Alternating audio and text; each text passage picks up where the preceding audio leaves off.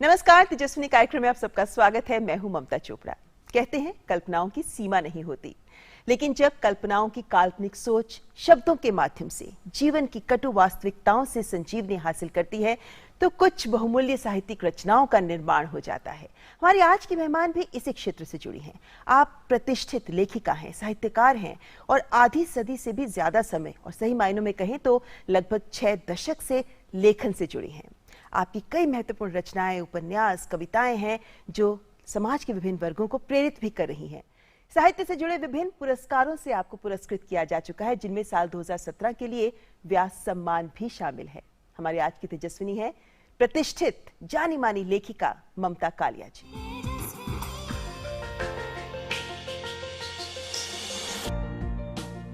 ये कहानी है देश की जानी मानी लेखिका ममता कालिया की, जिनकी जिंदगी जब कतरा कतरा आगे बढ़ रही थी तो अनुभवों के आधार पर वैचारिक द्वंद्व आकार लेने लगा, जो उनके लेखन में पिछले 60 सालों के कालखंड में प्रतिबिंबित होता रहा है। हिंदी और अंग्रेजी साहित्य के विद्वान पिता की छत्र छाया में पुस्तकों की दुनिया में ही बचपन ने अंगड़ाई ली।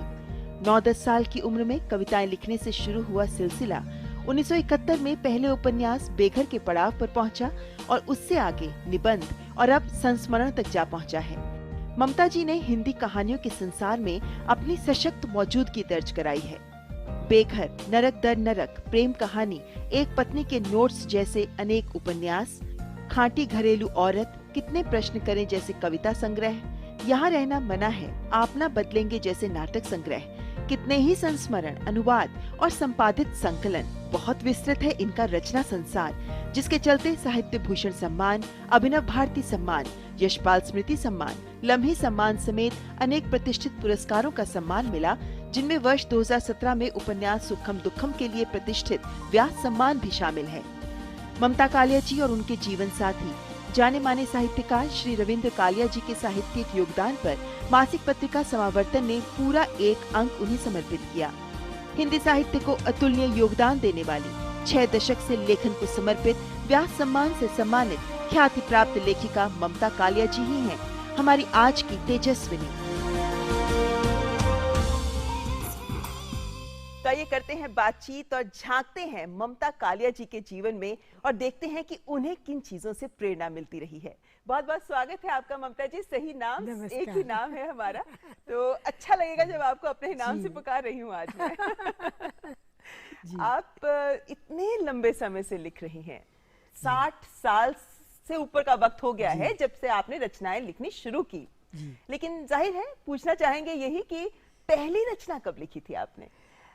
मैं उसमें BA पार्ट 1 में पढ़ती थी और इंदौर में क्रिश्चियन कॉलेज में मैं विद्यार्थी थी।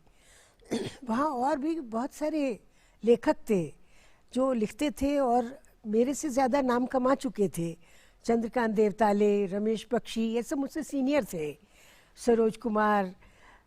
तो इन सब का मैं देखती थी कि बड़ा नाम रहता था, बड़ा दबदबा रहता था। और क्योंकि इंदौर में एक परंपरा थी बहुत अच्छे कवि सम्मेलनों की, तो वहाँ पर मैं देखती थी कि ये लोग भी बुलाए जाते थे। और मेरे अपने घर का माहौल भी ऐसा था कि जिसमें लिखने और पढ़ने को सबसे ज़्यादा सम्मान की दृष्टि से देखा जाता था। मेरे पिता आकाशवाणी में काम करते थे, तो मुझे लगातार कलाकारों से मिलने का, उनको देखने का अवसर मिलता रहता था। तो मेरी दुनिया में देखा जाए तो लेखन और किताबें बहुत पहले से शामिल हो गए थे। तो फिर बचपन से ही आपको लिखने पढ़ने का शौक था? तो बचपन में लिखती भी थी क्या? हाँ, मैंने बचपन में बच्चों की कहानियां लिखी। अच्छा। और उसके बाद मैं लिखाई पढ़ाई में लग गई, तो मैंने बीच में थोड़े साल छोड़ दिया था ये काम। और जाहिर है कि क्योंकि अंग्रेजी माध्यम में पढ़ती थी तो सारा मेरा फोकस जो था वो अंग्रेजी और फ्रेंच के ऊपर था उस समय। उसके बाद जब इंदौर आए तो ना वहाँ पर अंग्रेजी रही ना फ्रेंच रही, तो ले देकर 3 विषय लेकर BA करना था। और तब मैंने देखा कि मेरे पास इफरात समय बचा था कि मैं लेखन की तरफ ध्यान दूं। और पढ़ते पढ़ते देखिए लेखक बन जाता आदमी, जैसे सुनते सुनते वक्ता बन जाते ना जी, इसी तरह से हम लोग पढ़ते पढ़ते लेखक बन जाते हैं, क्योंकि आपको लगता है कि उसने लिखा है, हम भी कोशिश करें। और घर में क्योंकि लेखक आते रहते थे, जाते रहते थे, बहुत ही किशोरावस्था में मैंने मुक्तिबोध जी को अपने घर में देखा है, मैंने बचपन में जैनिन कुमार को अपने घर में देखा है। और न जाने कितने लेखकों को मंच से सुना, तो मुझे ये दुनिया बहुत आकर्षित करती थी। हाँ, क्योंकि आपके पिताजी भी साहित्य क्षेत्र के बहुत बड़े विद्वान जी, रहे, जी। तो जाहिर है कि बचपन में आपको गुड्डे गुड़ियों से ज्यादा किताबें मिलती होंगी, क्या सच है? हाँ, बिल्कुल ठीक कहा आपने, क्योंकि गुड्डे गुड़िया तो अपनी जगह थे, लेकिन किताबें घर में इतनी थी और इतना किताबें हमें होमवर्क की तरह दी जाती थी कि इनको पढ़ो, और मैं इन पर सवाल पूछूंगा जब पापा ये कह देते थे, तो हमें पढ़नी ही पड़ती थी वो किताबें, और ना केवल पढ़नी पड़ती थी, समझनी पड़ती थी, और सवालों के लिए तैयार रहना पड़ता था। तो मुझे लगता है कि ये बहुत ही अच्छा मैंने समय बिताया अपने घर में, कि जहाँ मेरी तैयारी वो हो गई जो कि शायद किसी भी कहानी पाठशाला में नहीं हो सकती थी, साहित्य की किसी पाठशाला में नहीं हो सकती थी, जो तैयारी मैंने अपने घर में पाई। और फिर मुझे स्कूल और कॉलेज में लगातार इस तरह के साथी मिले कि जहाँ साहित्य को कुछ नंबर ज्यादा दिए जाते थे। अच्छा, मैं आपकी कविता की एक पंक्ति पढ़ना चाहूंगी जिसमें आपने लिखा, प्यार शब्द घिसते घिसते चपटा हो गया है, अब हमारी समझ में सहवास आता है। कविताएं आपने बहुत लिखी थी शुरू में, उसके बाद ऐसा क्या हुआ कि आप उसके बाद कथाएं या कहानियां, उपन्यास की तरफ आपने रुख कर लिया? मुझे लगता है कि जब हम शुरू करते हैं तब ज्यादा तो हम अपने अंतर मन में झांकते हैं, और जैसे जैसे थोड़ी और समझदारी आती है तब हम आसपास भी निगाह डालते हैं। कहानी तभी पैदा होती है जब हम अपने मन की जगह दूसरों के मन में झांकते हैं।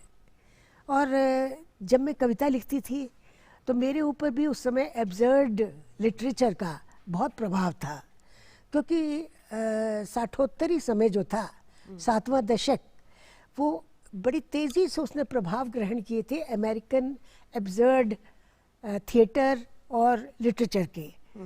तो वो सारे प्रभाव मेरे अंदर भी थे उस समय। सैमुअल बेकेट को हम लोग पढ़ा करते थे, पिंटर को पढ़ा करते थे, हैरोल्ड पिंटर को पढ़ा करते थे हम लोग। सबसे बड़ी चीज़ तो गिन्सबर्ग की कविताएं हमारे समाज में घूम रही थी। गिन्सबर्ग भारत आते थे और वो न केवल यहाँ पर हाशिश की एक इच्छा छोड़ जाते थे, साथ ही साथ वो एक एंग्री यंग मैन की इमेज भी छोड़ के जाते थे। तो उन सब के प्रभावों में मैंने इस तरह की कविताएं लिखी जो आपने अभी सुनाई हैं। बिल्कुल। और आज उन कविताओं पर मुझे खुद आश्चर्य होता था कि जिन बातों को मैं जानती नहीं थी उन पर मैं कविता लिखती थी। और बड़ी साहसिक कविताएं, साहसिक विषयों के ऊपर आपने कविताएं उस वक्त लिखी थी। आपने जो बताया कि हम ये पढ़ा करते थे, कौन कौन से ऐसे हिंदी साहित्य के भी लेखक थे और विदेशी साहित्य के भी लेखक थे जिन्होंने आपको बहुत प्रेरित किया या आपके विचारों को बहुत प्रभावित किया? जब हम पढ़ते थे पाठ्य पुस्तकों में शायद इतनी रचनाओं की विविधता हमें नहीं मिलती थी। वहाँ तो हमें मिल्टन और जॉन बनियन और हेनरी जेम्स सब इकट्ठे पढ़ने पड़ते थे। लेकिन जब हम अपने अलग से पढ़ते थे शाम को, तो हमारी प्रिय लेखक उसमें आ जाते थे, जिसमें जेन ऑस्टन से लेके सिल्विया प्लाथ तक थी, उसमें प्रेमचंद से लेकर दिनकर तक थे। और वो इतनी जल्दी हमें याद हो जाती थी उस समय हर चीज़। हम जब पढ़ते थे तो हमें लगता था कि जैसे हमने कोई बहुत बड़ा तीर मार लिया है। अच्छा। उसको पढ़ के एक उपलब्धि की भावना आती थी। बिल्कुल। और बड़ा भरा पूरा लगता था। हमारा बहुत सामान्य जीवन था। हमारे पिता कहने को आकाशवाणी में बहुत उच्च अधिकारी थे, लेकिन जीवन हमारा बिल्कुल मध्यवर्गीय था। उसमें कोई शानो शौकत नहीं थी। जो भी शानो शौकत थी वो दिमाग की थी। क्या बात है, विचारों की थी। हाँ, सारा तो जीवन हम लोग लगातार एक दूसरे से आंदोलित होते थे, बातें करके किताबों की। बड़े बड़े लेखकों को, बड़े बड़े कवियों को हमने मंच से सुना। उस समय मंच की कविता बहुत सार्थक हुआ करती थी। हम भवानी प्रसाद मिश्र को सुनते थे। हमने कई बार अज्ञेय जी को छोटी गोष्ठियों में सुना है। अज्ञेय जी बहुत बड़े बड़े मंच कवि सम्मेलन में नहीं जाते थे, लेकिन छोटी आत्मीय गोष्ठियों में A.N. झा के घर में हमने अज्ञेय जी के मुंह से उनकी कविताएं सुनी। नए लोगों को जब हमने पढ़ा जो हमसे बड़े थे लेकिन उस समय के नए थे, जैसे कैलाश वाजपेयी की हमने कविताएं सुनी। एक बार उनसे हमने सुनी, कुछ मत पूछो दर्द बढ़ेगा, ऊबो और उदास रहो। हम सोचते थे कैसा आदमी है ये, ऊबो और उदास रहो, इसी में वो आनंद लेता है। फिर जब हमने काफका और कामू पढ़ा और सार्थ पढ़ा, तब हमें पता चला कि ये भी एक दौर है कि जिसमें साहित्य में ऊबे रहना, उदास रहना, उलझे रहना एक फैशन है। बिल्कुल। लेकिन एक बात बताइए ममता जी, आपने अपनी उपन्यासों में, अपनी कहानियों में कई अलग अलग पहलुओं को सामने रखा है। एक तरफ जैसे परदेसी आपकी जो कहानी है उसमें आपने हमारे भारतीय समाज की समृद्ध परंपरा को सामने रखा, वहीं आपने कुछ ऐसे पहलुओं को भी रेखांकित किया है कुछ अन्य कहानियों में, जैसे आपकी छोटी बेटी, कुछ ऐसे पहलू जिन्हें बदलना भी जरूरी है, चाहे विचारों के स्तर पर ही क्यों ना हो। आपके अपने जीवन के प्रसंग कितने हावी रहे हैं आपकी कहानियों में, आपकी रचना? देखिए, कोई भी लेखक शायद अपने जीवन से इतर नहीं लिखता है, और रचनाओं के जो बीज होते हैं वो तो कहीं हमारे अपने जीवन से उठाए होते हैं, लेकिन उसमें काफ़ी कल्पना मिलाई जाती है, क्योंकि हम हर समय राम कहानी नहीं लिखते हैं। हम बहुत बार जग की कहानी लिखते हैं, संसार की कहानी लिखते हैं, और पात्र शुरू होता है लेकिन फिर वो पौधे की तरह न जाने कहाँ कहाँ की खाद पानी पाता है जी। और वो कुछ का कुछ बन जाता है। कई बार तो हमें भी नहीं पता होता है कि वो पात्र क्या बनेगा।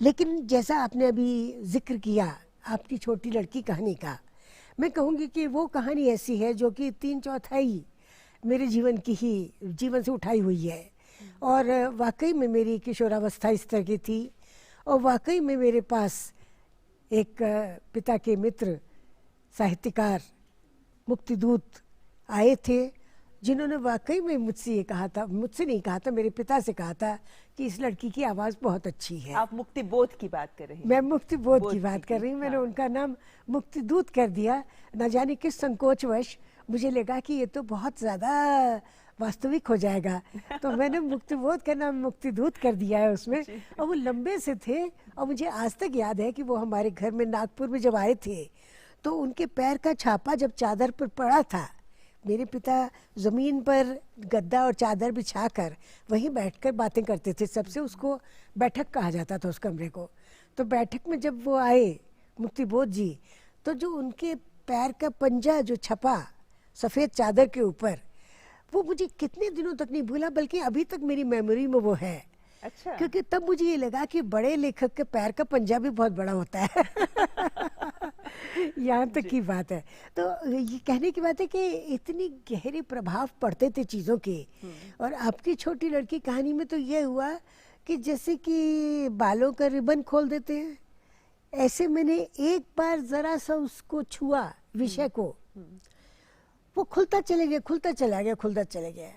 मतलब मुझे लगा कि इस कहानी का शायद कोई अंत ही नहीं है। इस तरह की कहानी है। हम 2 बहनें थे, 2 बहनों के बीच में कई बार मैं देखती हूँ बड़ी सघनता होती है।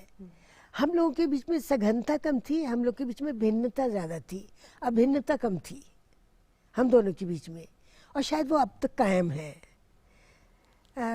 लेकिन आपकी मतलब जो बात का दूसरा हिस्सा है उस पर भी मैं कहूँगी कि वाकई बहुत सारी चीज़ें ऐसी हैं कि जो हम बाहर से उठाते हैं। जी जी। और वो बाहर से जब उठाते हैं तब शायद हम ज़्यादा आज़ाद होते हैं उसको क्रिएट करने के लिए।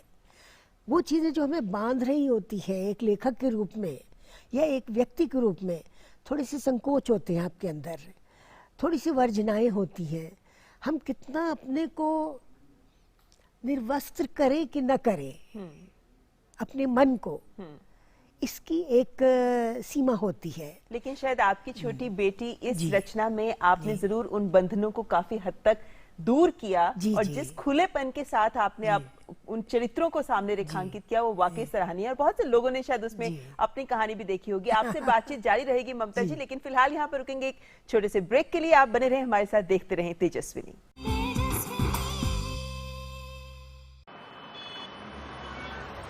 पल पल मार्केट की खबर रखने के लिए मेरे पास टाइम नहीं है। I just go with the largest and the most trusted LIC। LIC है तो कहीं और क्यों जाना।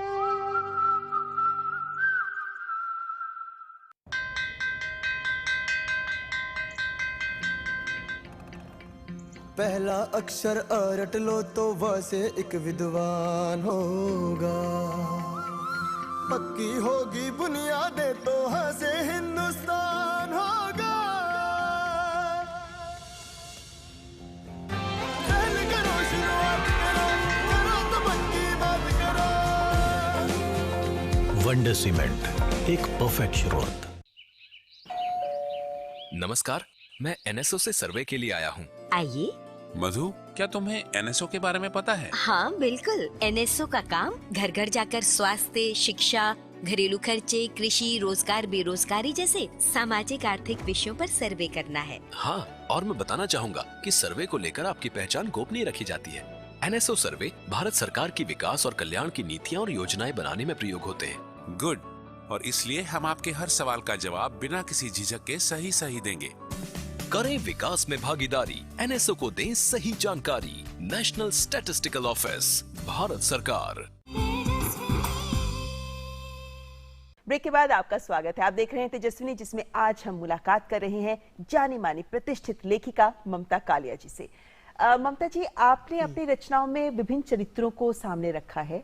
ये जानना चाहेंगे कि क्योंकि ये तेजस्विनी कार्यक्रम है, महिलाओं के किस स्वरूप को आप अपनी रचनाओं में किस तरह उकेरना पसंद करती हैं?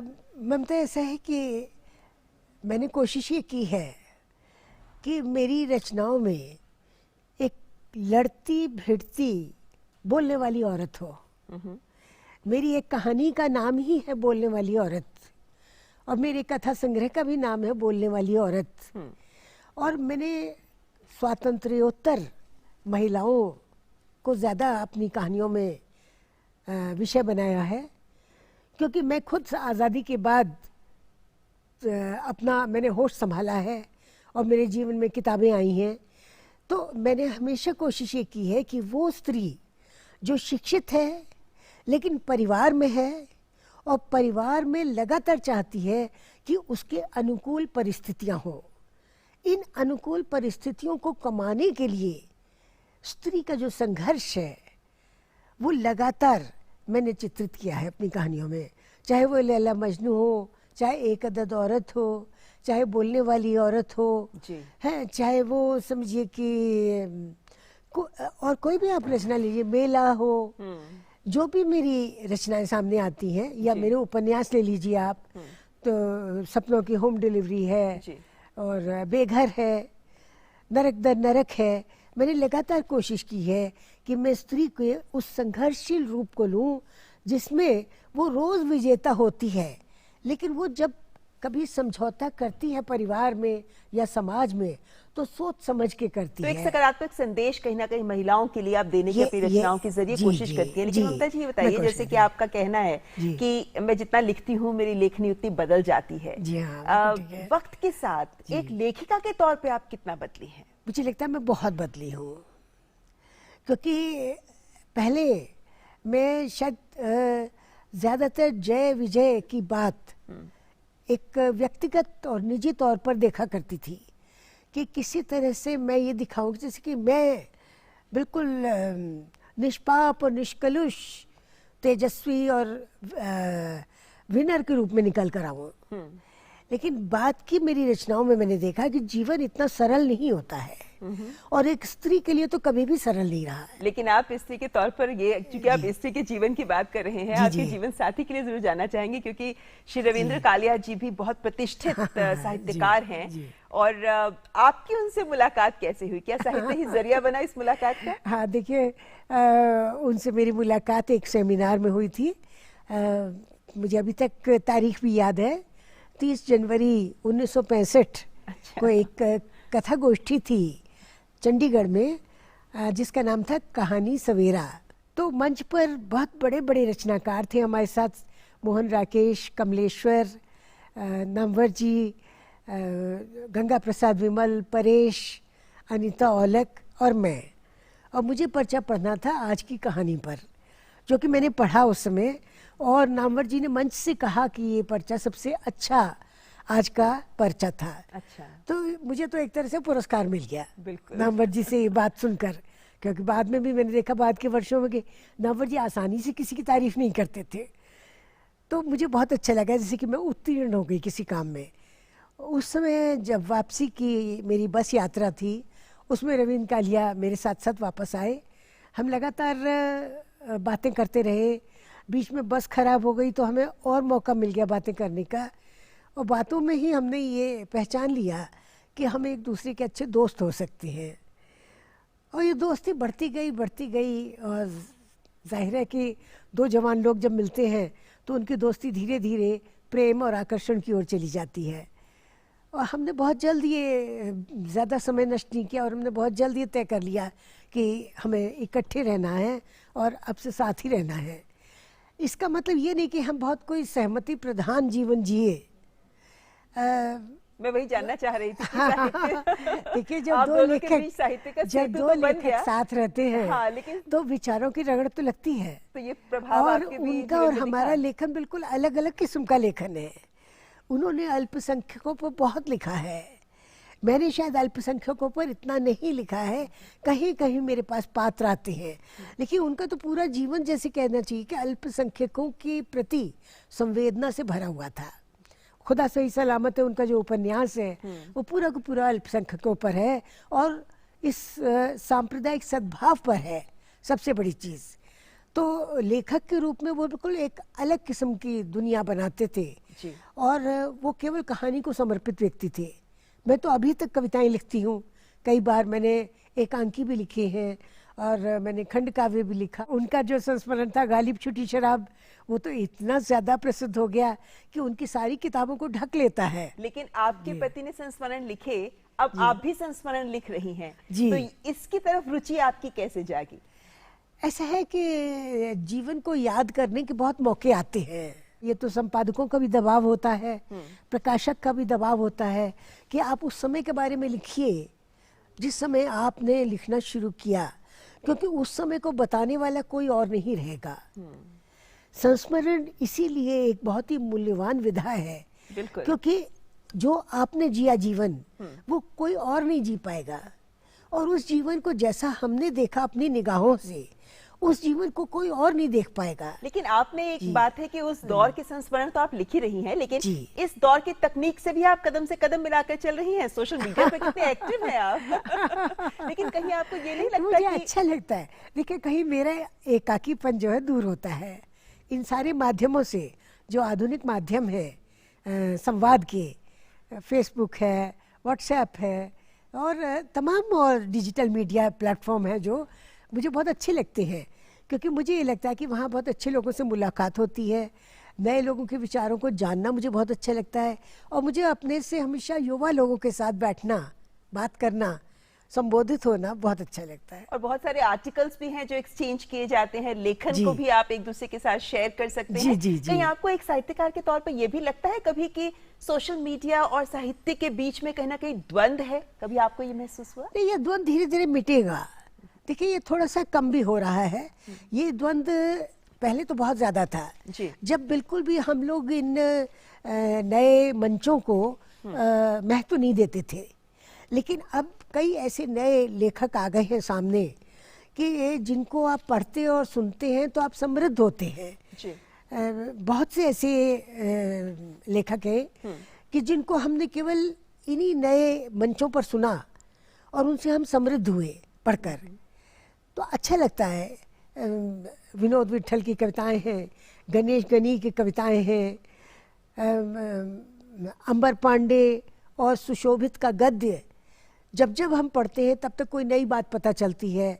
वो बहुत से ऐसे नए लड़के हैं, लड़कियां हैं जो बहुत अच्छा अनुवाद कर रहे हैं, वो शेयर करते हैं उनको, कभी किसकी डायरी, कभी किसका संस्मरण, यानी कभी एक किसका। ऐसी दुनिया है जिसमें हाँ, बहुत मुझे- कुछ है, हाँ, लेकिन मुझे- आपको अपने लिहाज से उसको यूज करना है। एक बात बताइए, क्योंकि आप इतनी बड़ी लेखिका हैं तो जाहिर है कि आपको बहुत सारे पत्र भी आते होंगे, जी। बहुत सारे प्रशंसक अपने विचार भी जी। रखते होंगे। जी, जी। तो क्या कोई ऐसी यादगार घटना है जिसमें आपको लगता है कि वाकई दिल जीत लिया किसी पत्र ने?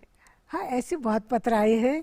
और आपको पता है कि जिस समय हमने लिखना शुरू किया तब कोई भी डिजिटल माध्यम मौजूद नहीं था। ले देकर हम लोग डाक वाली चिट्ठी के ऊपर ही निर्भर करते थे, और तब डाक से बड़े यादगार चिट्ठियाँ आया करती थी और बड़े बड़े लेखकों की आया करती थी। मेरी कहानी पढ़कर राजेंद्र यादव जी ने मुझे चिट्ठी लिखी, मन्नू भंडारी ने मुझे चिट्ठी लिखी, दूधनाथ सिंह ने मुझे चिट्ठी लिखी, और कई बार तो चिट्ठियाँ बड़ी गर्म होती थी, बड़ी अच्छी लगती थी। आत्मीयता की गर्मी उनमें बहुत होती थी। हाँ। और हम उतनी ही शिद्दत से उनका जवाब दिया करते थे। मुझे आज भी याद है कि बहुत अच्छी चिट्ठियाँ मैंने पाई हैं, बहुत सी मैंने रखी, लेकिन मैंने इतने शहर बदले कि चिट्ठियाँ भी इधर से उधर कोई हो गई। यादगार चिट्ठी जो आज भी आपके जहन में जिसकी याद ताजा है? मैंने जब बेघर उपन्यास लिखा था तब राजेंद्र यादव ने मुझे एक चिट्ठी लिखी थी और ये कहा था कि हमने हमेशा ये माना कि उस पंजाबी सेल्समैन से ज्यादा प्रतिभा तुम्हारे अंदर है।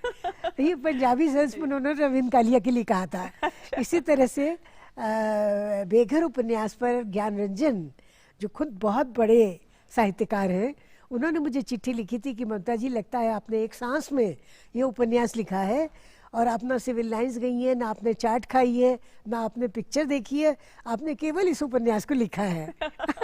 वाकई ये कॉम्प्लीमेंट्स बहुत संस्मरण में आपके कहीं ना कहीं झलकेंगे जरूर, मुझे पूरा विश्वास है। लेकिन आपके लिए मैंने 10 छोटे छोटे सवाल रखे हैं रैपिड फायर की तरह, उनके जवाब आपसे त्वरित जवाब चाहेंगे। ओके, शुरू करें जी। जिंदगी की सबसे बड़ी पूंजी? सबसे बड़ी पूंजी तो लेखन है और किताबें। जीवन का कटु सच आपके लिए क्या है? रविंद्र कालिया का चला जाना। आपके व्यक्तित्व की सबसे बड़ी विशेषता आप क्या मानती हैं? मुझे किसी से कभी ज्यादा देर नाराजी नहीं होती, गुस्सा नहीं आता, मैं सबसे खुश रहती हूँ। और सबसे बड़ी कमजोरी आप क्या मानती हैं अपने व्यक्तित्व की? मैं बहुत जल्दी विश्वास कर लेती हूँ लोगों पर। सबसे प्रिय विषय क्या है जो आपके दिल के तारों को छेड़ जाता है, आपको सोचने पर मजबूर कर देता है? कहानी। सबसे यादगार पल जिंदगी का आपके लिए? जब रविंद्र कालिया मिले। एक घटना जिसने आपकी जिंदगी का रुख बदल दिया? ये फिर अगर मैं कहूँ कि रविंद्र कालिया का मिलना बहुत ही ऐतिहासिक रहा, क्योंकि उन्होंने मुझे कविता से कहानी के क्षेत्र में ला दिया। लेखन की कौन सी विधा आपको सबसे ज्यादा प्रिय है? प्रिय तो मुझे कहानी है, लेकिन सुविधाजनक उपन्यास है। मौज मस्ती का आपके लिए क्या मतलब है? दोस्तों के साथ बैठकर गप्पे मारना तो सबसे ज्यादा पसंद है। और वैसे कुछ समय पहले तक जब इलाहाबाद में थी तो मुझे चाट खाना, सिनेमा देखना और घूमना बहुत पसंद था। और अंत में आपके लिए जीवन का सबसे बड़ा सबक क्या है? सबसे बड़ा सबक तो यही है कि अकेले रहकर भी हम मगन संतुष्ट रहे, किसी से नाराज ना हो, बच्चों से कोई अनावश्यक अपेक्षा ना रखें, दोस्तों की सीमाएं और गलतियां माफ करते चले, और वक्त बेवक्त जब कोई संकट आए साहित्य की शरण में जाए। क्या बात है, बहुत ही खूबसूरत बात आपने सामने रखी। लेकिन मेरा सवाल, कार्यक्रम का आखिर सवाल मेरा आपसे यही है कि अब आगे क्या कोई ऐसी रचना है जिसको अभी लिखने का आपका एक सपना है जो भी अधूरा है? हाँ, बहुत से इरादे हैं ममता, अभी तो बहुत कुछ लिखना है मुझे। एक किताब रवि कथा के अंतिम पृष्ठ में इस समय लिख रही हूँ जो रविंद्र कालिया के जीवन के बारे में और हम दोनों के जीवन के बारे में है। और एक किताब में इलाहाबाद पर एक संस्मरण लिख रही हूँ जो लगातार तद्भव नाम की पत्रिका में छप रहा है और वो मुझे पूरा करना है, उसके भी अंतिम अध्याय पर मैं हूँ। एक उपन्यास मैंने शुरू कर रखा है पापा नाम से। क्या वो आपके पापा के ऊपर है? पापा जाहिर है कि उसमें शुरू तो पापा से ही होगा, लेकिन उसमें कई पापा आ जाएंगे क्योंकि हाँ। और उसके बाद एक प्रेम कहानी पूरी करना चाहती हूँ जो मैंने आधी लिख ली है, लेकिन अभी आधी पूरी नहीं हुई है। मतलब ये मान सकते हैं कि आपके अंदर की लेखिका में वो जो जज्बा है वो कभी खत्म नहीं होगा, ये हम उम्मीद करते हैं। लेखन और में और जिन कार्यों को आप शुरू कर चुके हैं उन कार्यों को आप सफलतापूर्वक पूरा तो करें ही, लेकिन आने वाले वक्त में बहुत सारी आपकी रचनाएं आपके पढ़ने वालों को मिलती रहे, इसी उम्मीद के साथ ढेरों शुभकामनाएं। और बहुत बहुत शुक्रिया ममता जी हमारे साथ इस कार्यक्रम में बात करने के लिए, बहुत बहुत शुक्रिया। बहुत बहुत धन्यवाद। थी हमारे साथ आज जानी मानी लेखिका ममता कालिया जी। अगले हफ्ते फिर होंगे हाजिर लेकर एक और तेजस्विनी अपने साथ। फिलहाल लेते हैं इजाजत, नमस्कार।